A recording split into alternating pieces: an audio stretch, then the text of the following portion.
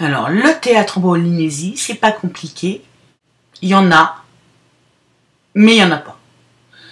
C'est-à-dire qu'il y a des comédiens qui font surtout de l'enseignement, qui n'ont absolument aucun cursus théâtral et qui gagnent leur vie très bien comme ça. Mais par contre, en tant que comédien, c'est zéro.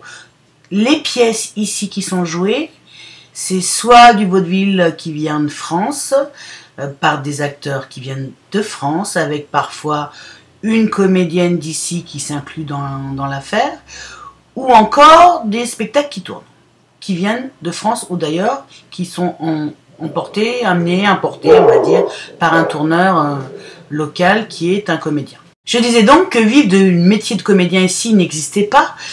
Les comédiens ou soi-disant comédiens, leur seule possibilité de gagner leur vie est de faire l'enseignement.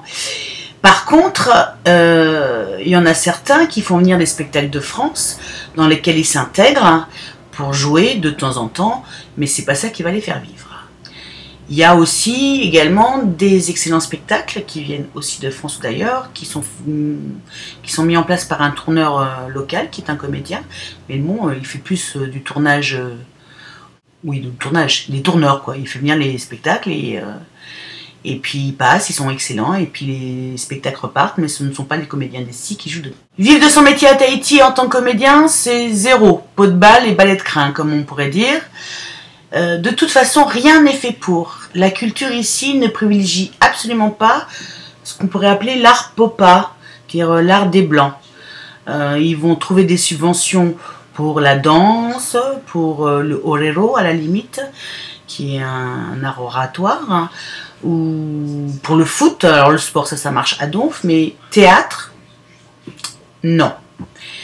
D'ailleurs, la personne qui fait venir les spectacles qui enchantent les Polynésiens, la population polynésienne, qu'elle soit blanche, jaune ou noire ou polynésienne tout simplement, n'a aucune aide du gouvernement.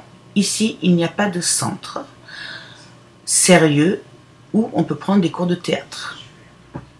Voilà, alors Julien, ce qu'il fait dans l'histoire, c'est le cas atypique à part, on va dire ça comme ça.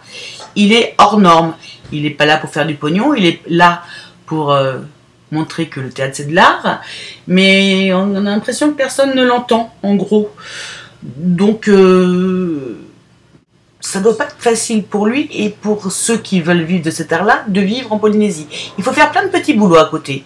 Moi, personnellement, je ne suis pas forcément comédienne, mais je suis conteuse et je peux garantir que ma vie n'est pas rose. Même si les gens me disent à ma fille oh, « Ta mère, elle passe souvent à la télé, tu dois être riche. » et non, je fais plein de petits boulots à côté pour pouvoir payer mon loyer et les fournitures scolaires de ma fille, et la cantine, et les habits, etc., etc. Je ne peux pas dire que je vis de mon art. Comment Julien est venu à parler du théâtre sur Faremaui, c'est une histoire assez amusante. J'ai créé une association qui s'appelle Horoa, qui est une école d'expression, expression mais dans tous les sens du terme, hein, où je donne des cours de théâtre enfant, où je fais beaucoup de travail surtout sur l'improvisation et sur les émotions, parce que je ne suis pas une comédienne avertie.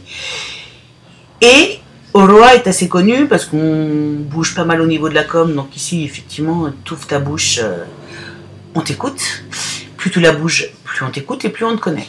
Donc on a été sollicité pour parler du théâtre, et la collègue avec qui j'ai monté l'association, elle a fait des études de théâtre, donc on lui a demandé à elle au départ. Elle ne pouvait pas y aller, elle m'a dit « Mais Léo, vas-y !» Moi, n'ayant aucun cursus théâtral à part le supplice que je subis avec le tortionnaire Julien, j'ai dit « Non, je ne veux pas y aller, je n'y connais rien en théâtre, quoi. J'y connais sûrement plus que la plupart des blancs qui font du théâtre ici, mais je considère que je n'y connais rien. Et donc, parler d'un art dont je ne connais peut-être que 10% de l'affaire, c'est pas possible pour moi, je ne sais pas faire ça. » Donc j'ai prévenu la personne qui était à la télévision, qui avait cette requête. Je lui ai dit, écoute, moi je peux t'envoyer quelqu'un qui est Julien Gay et qui, je pense, a beaucoup de choses à dire, mais ça va peut-être pas plaire à beaucoup de gens, parce qu'il y a des choses à dire ici que personne ne dit. C'est un pays où on ne dit rien, on ferme sa bouche, on ne dit Rien. Tout va bien, tout est joli, tout est beau, la vie est belle.